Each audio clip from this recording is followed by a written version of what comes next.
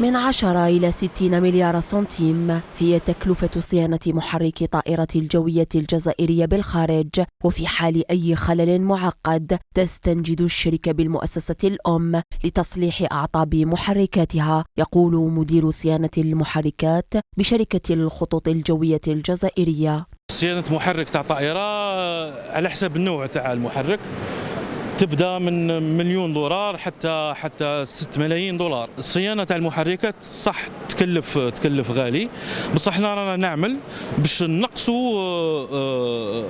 فاتوره التكلفه.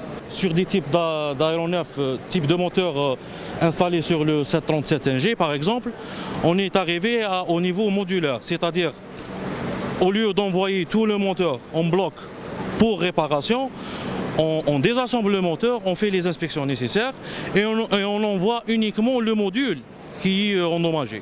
وكخطوة لتقليص نفقات الشركة وتنفيذا لسياسة ترشيد النفقات، باشرت الجوية الجزائرية برنامجا تكوينيا ضخما في فرع صيانة الطائرات.